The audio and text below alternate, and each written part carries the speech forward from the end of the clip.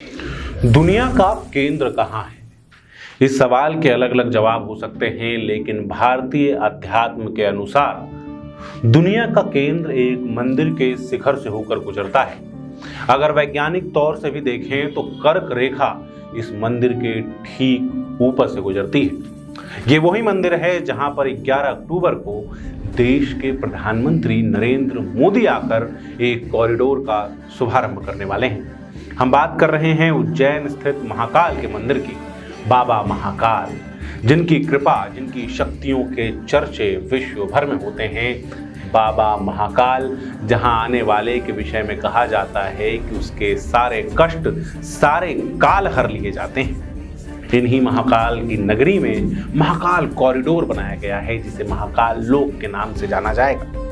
20 hectare में बने इस महाकाल कॉरिडोर में 199 से ज्यादा प्रतिमाएं स्थापित की गई हैं। इस कॉरिडोर की संकल्पना काशी के कॉरिडोर से भी बड़ी है और अब देश के प्रधानमंत्री इसे राष्ट्र को समर्पित करने वाले हैं। नमस्कार, मैं सौरभ कुमार, आप देख रहे हैं आयुध।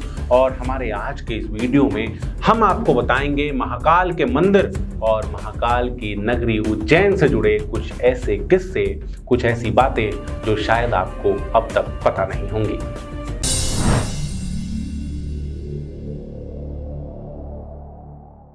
देश के 12 ज्योतिर्लिंगों में से तीसरा ज्योतिर्लिंग है महाकाल का ज्योतिर्लिंग। इस ज्योतिर्लिंग को सबसे शक्तिशाली ज्योतिर्लिंग भी कहा जाता है और कहते हैं कि कलयुग में एकमात्र जिंदा ज्योतिर्लिंग महाकाल का ज्योतिर्लिंग है।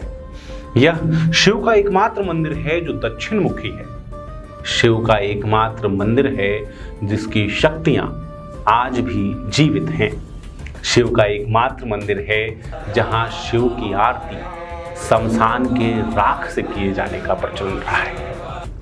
महाकाल की इस नगरी को अवंतिका के नाम से भी जाना जाता रहा है और इसका जिक्र इतिहास के पन्नों में बहुत पहले तक मिलता है। धर्म ग्रंथों में महाकाल के मंदिर का पहला जिक्र ईसा के पूर्व 6ठी शताब्दी में मिलता है, जहां पर धर्म ग्रंथ बताते हैं कि राजा चंद्रघोष ने महाकाल परिसर की व्यवस्था के लिए अपने पुत्र संभव कुमार को नियुक्त किया था। महाकाल का मंदिर उस समय अपने संपूर्ण गौरव में था, लेकिन उसके बाद 11वीं सदी में महाकाल के मंदिर के ऊपर एक हमला होता है। यह हमला करने वाला कोई और नहीं, गजनी का एक सेनापति था, जो महाकाल के मंदिर के ऊपर हमला करता है, उसे तहस नहस कर देता है और लूट कर ले जाता है। लेकिन हिंदुओं की आस्था महाकाल के प्रति इतनी कमजोर नहीं थी कि एक सैनिक के आक्रमण से टूट जाए।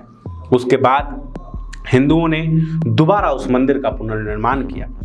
गजनी के हमले के बाद 11वीं 12वीं सदी में उदयादित्य और नरवर्मा के शासनकाल में मंदिर का पुनर्निर्माण किया गया। लेकिन उसके बाद 1234-1235 के दौरान इल्तुतमिश के घोड़े महाकाल के मंदिर की तरफ मुड़े।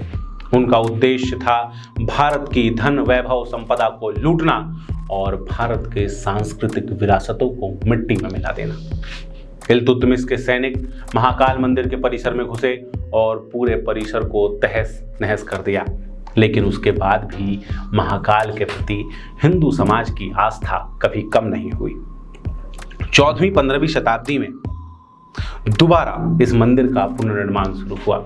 इस समय तक मालवा क्षेत्र में मराठों का शासन हो गया था और प्रथम बाजीराव पेशवा ने अपने सेनापति राणोजी शिंदे को महाकाल मंदिर उज्जैन क्षेत्र की देखरेख की जिम्मेदारी दी। वर्तमान में मंदिर का जो हम स्वरूप देखते हैं, उसका निर्माण राणोजी शिंदे ने ही करवाया था। अगर मंदिर के बिल्कुल शुरुआत की बात करें तो कहते हैं कि महाकाल के मंदिर का निर्माण द्वापर युग में हुआ था।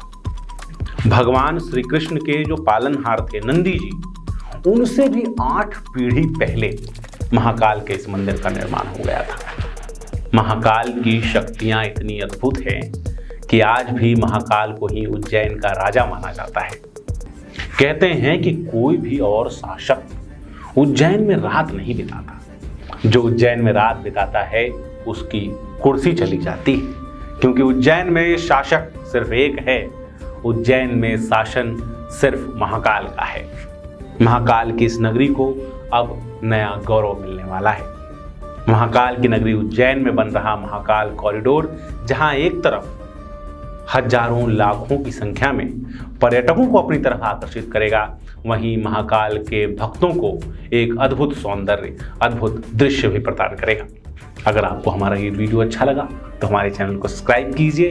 इसके साथ ही आप फेसबुक, ट्विटर और इंस्टाग्राम पर भी हमसे जुड़ सकते हैं। आपका बहुत बहुत धन्यवाद।